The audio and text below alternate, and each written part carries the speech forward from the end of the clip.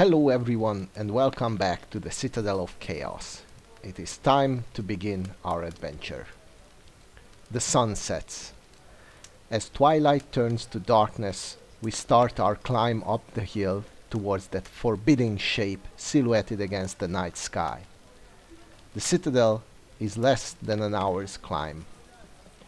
Some distance from its walls, we stop to rest. Gazing up at the fortress, a sense of dreadful foreboding fills us, like a fearful spectre from which there is no escape. The hairs on our neck prickle as we look towards it. We brush our fears aside and with grim resolve march onwards towards the main gate where we know guards will be waiting. We consider our options. We have already thought about claiming to be a herbalist, come to treat a guard with a fever. Or we could pose as a trader or an artisan, perhaps a carpenter. We could even be a nomad seeking shelter for the night. As we ponder the possibilities and the yarns we may have to spin to the guards, we reach the main trail leading up to the gates. 2 lanterns burn on either side of the portcullis. We hear muffled gruntings as we approach, and 2 misshapen creatures step forward. On the left stands an ugly creature with the head of a dog and the body of a great ape, flexing its powerful arms. Its opposite number is indeed its opposite, with the head of an ape and the body of a large dog. This latter guard approaches us on all fours. It stops some meters in front of us, raises itself on its hind legs, and addresses us. Okay, so here is the ape dog and the dog ape guarding the main gate, and this looks like a particularly small main gate, by the way, for such a significant establishment. And these are not lanterns, like the text said. By the way, if you're wondering why these are black and white and not in color, all the original illustrations were in black and white in all of the books, still are, by the way. But for some books in this app, they have been colorized, and this is not one of those books. So we'll have to roll with it. All the illustrations are always from the original books, by the way. So even the colorized ones, they're just given some extra hues. So which story will we opt for? We could say we are a herbalist, or a tradesman, or a nomad. This seems to be a bad idea. These are not, friendly, lawful creatures. So I'm pretty sure that they don't want such wimps like a nomad seeking shelter. So that wouldn't allow us to get inside. I'm quite certain of that. We could claim to be a tradesman, but the easiest to get in is probably to pose as a herbalist. So let's go with that one. The ape dog asks to see our herbs. Luckily, we grabbed a few handfuls of weeds on our way and we show them. Cocking its head to one side, the creature eyes us suspiciously. It asks us for the name of the guard we have come to treat, something we had not planned on. We quickly think of a name to bluff the creature with. We could go with Kiltrog, or Pinces, or Blag. Now this middle one doesn't sound like a proper name for an evil creature, so let's skip this one. Let's try the first one. Kiltrog and Blag both sound appropriate, so let's try the first one. The ape dog laughs and tells us that Kiltrog is a lazy good-for-nothing and is not worth saving. We breathe a sigh of relief as he walks back and shouts for the gatekeeper. Moments later, the gatekeeper appears and opens a small doorway to let us in. Okay, the very first obstacle has already been surpassed. We didn't need to use any of our items or spells, nor did we have to fight, and we're already inside the courtyard. We walk forward into a spacious open courtyard surrounded by large walls. Various lights are burning and groups of figures are shuffling around in the darkness. In the center of the courtyard is a large monument of some kind, perhaps a fountain. Looking across the yard, we can see what appears to be the main entrance to the tower. Okay, so this is our goal, objective, get to the tower. What path should we select to get there? We could creep around the wall towards the tower, or stride boldly across the courtyard, or tiptoe through the shadows towards one of the groups. Alright, so to stride boldly across the courtyard looks to be a bad idea. We don't want to draw attention to us. I mean, we are infiltrators and assassins after all. We could try to creep around the wall, but I'm thinking that maybe if we can catch some of the shadows some of the creatures lurking in the shadows, we could get some information out of them, or maybe we could even dispose of one or two and obtain some items. So let's go for that. Cautiously and keeping well out of sight, we creep through the darkness around the edge of the courtyard. There are two groups of creatures in front of us. To the right, we can see two human-like figures talking under a torch fastened to the wall. To the left, a group of 4 creatures of varying shapes and sizes are sitting around the fire eating. Okay, let's try to join the creatures eating, see if they have anything meaningful to tell us. A motley crew sit around the fire. A warty-faced orc is handing out scraggy chunks of half-cooked meat to the others. A snarling dwarf with green skin is complaining about the size of his piece, while 2 scruffy goblins, a man and a woman, are cuddling each other. They giggle and laugh, and every so often she slaps his ugly face, causing more merriment. As we approach, they stop and turn round to look at us with unwelcoming faces. They sneer at our near appearance, and the female goblin whispers some comment to her companion. In front of the dwarf, we can see an open box. We can just make out a few rolled up pieces of parchment within it. Okay, so here they are. The lovers, the orc handing out meat, and the dwarf with his box of something. Well, these decent looking fellows might be aware of what's going on in here, so they have given us a cold reception and we have 2 options to choose from. Ask nicely if we can join them, but if you recall, they are mad at our neat appearance, so I don't think civility or courtesy will go far with such creatures. Instead, let's show them who's boss and just simply sit down with them and ask them questions. Alright, they are taken aback by our audacity. Rather than waiting for them to talk, we act aggressively and demand to know how to get into the Citadel. They point to the main entrance, obviously a little bewildered by our confident manner, and start to whisper amongst themselves. The orc tells us that we will need the password scimitar to get in. We ask about the contents of the box, whereupon they get agitated. Alright. So we have managed to get them nervous, make them nervous.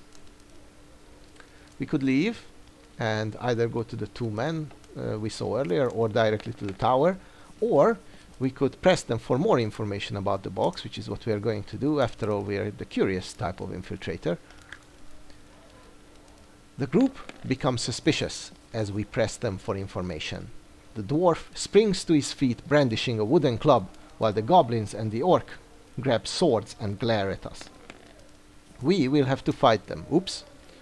We can also use a magic spell, either levitation or illusion, but that would be a bad idea. This courtyard is definitely full of creatures, and we do not want to draw attention to us. We don't want to let anyone know that we are magically capable. A little brawl probably is not out of place here, so a sword fight is okay. It might pass, but we definitely don't want to start, floating around. So we should just simply draw our sword and fight. We draw our sword just in time as the dwarf is almost upon us. Okay, so they made a terrible decision. That's for sure for the dwarf, as he has a skill of 5, and that is just pathetic. So let's dispose of him real quick. Alright. Alright. And that's that. Now we must face the goblin. Yes, the first goblin. He's not much better. He has a skill of 6 and only 4 stamina points. So this should be easy peasy. As I say this, he manages to block our first hit. That's not gonna save him in the long run, but whatever. Yep. Now we must face the orc. The orc has a skill of 5, and that's nothing. Although he's a bit more sturdy. This should still be a pushover. Sure looks like it. Okay, and as I say it once again, he blocks our strike, our blow. But he goes down without any further issues.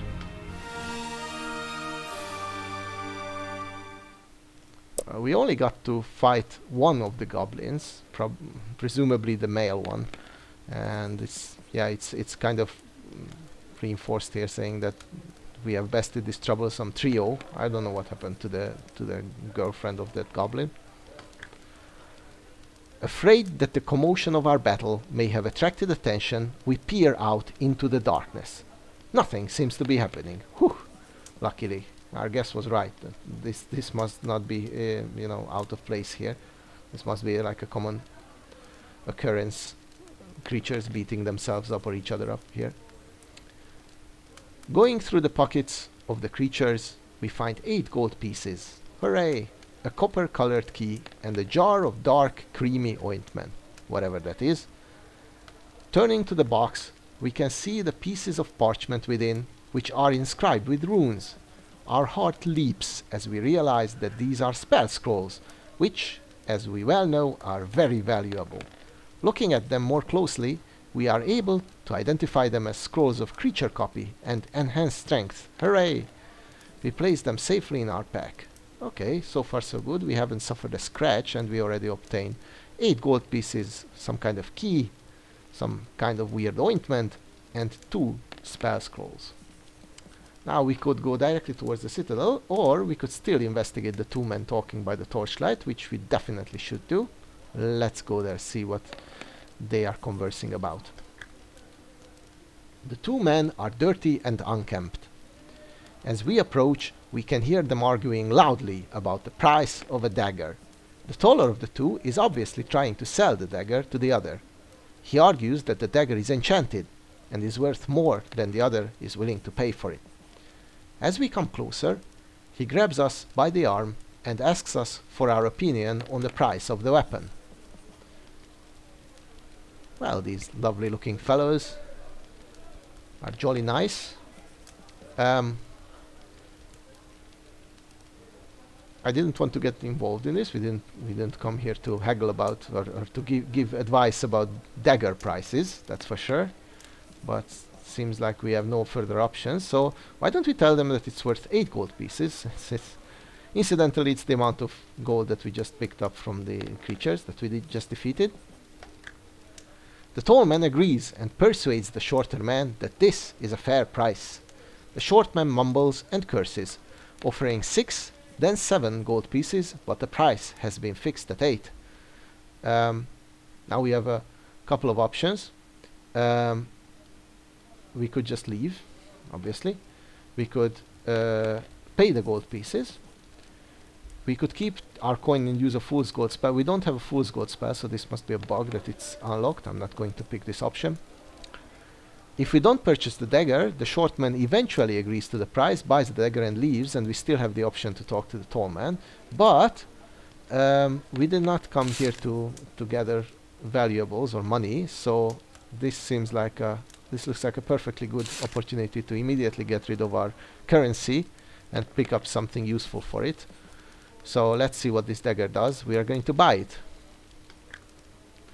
The dagger is indeed a work of art and was undoubtedly worth a fair price.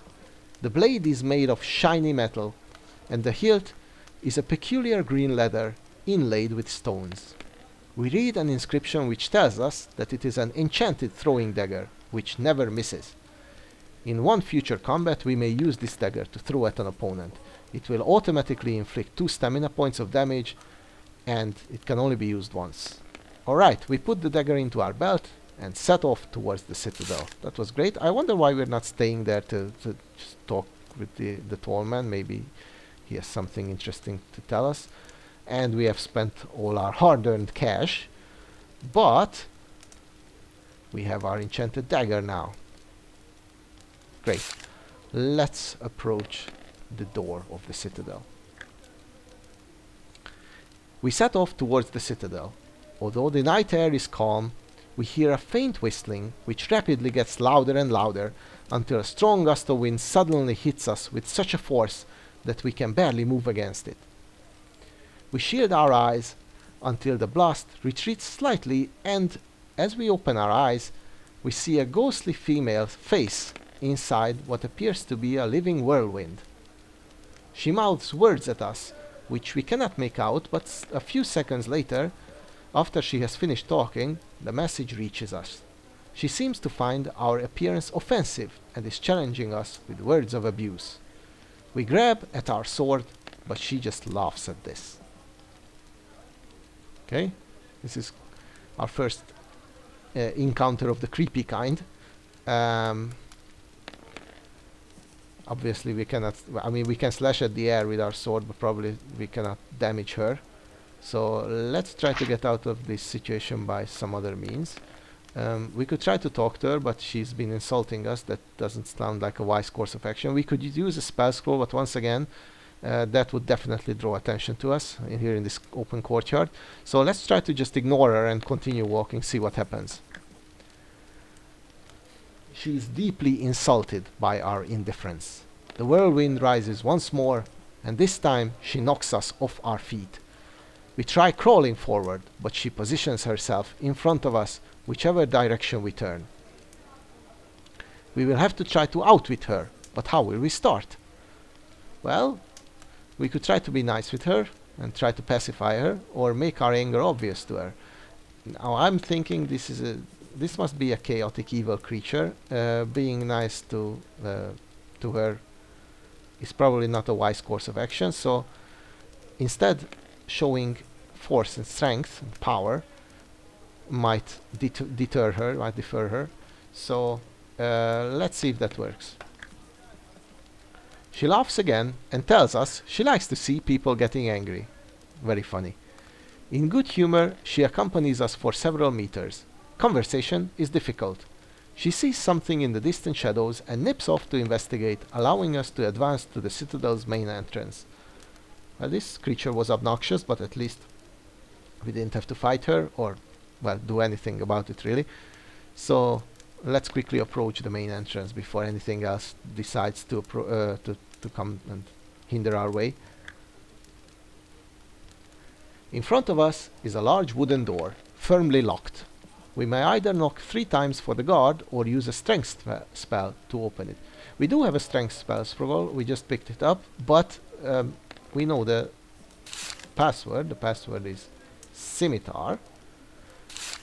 So there is no need to resort to violence. Let's just knock and wait for the guard to let us in.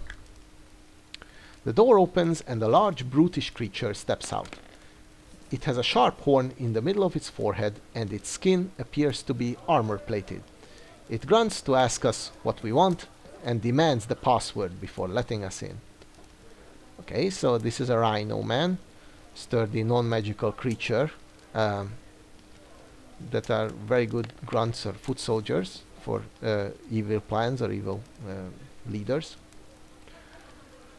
Now, unsurprisingly, he seems to be the guard of the main entrance here. He's not that strong, by the way, so he looks more dangerous than he really is, but again, we want to avoid a battle here, and we easily can for sure, because we know the password. Do we remember the password? Well, if we don't, we have it written down, so this check is a bit silly. It's Scimitar. The creature grunts its approval and opens the door to let us in. Awesome. And with that, I believe we have just passed the first leg of our journey. We have managed to navigate the courtyard of the Citadel of Chaos. We have fought a battle where we did not get hurt at all. We obtained a few items, and including an enchanted dagger, and we have managed to gain entrance to the citadel itself, the tower itself rather. I'm very happy with our progress so far, and I think this is a great time to make the cut of the video here. I thank you all for watching, and I'll see you on next time, where we continue right from here, right here. Bye bye.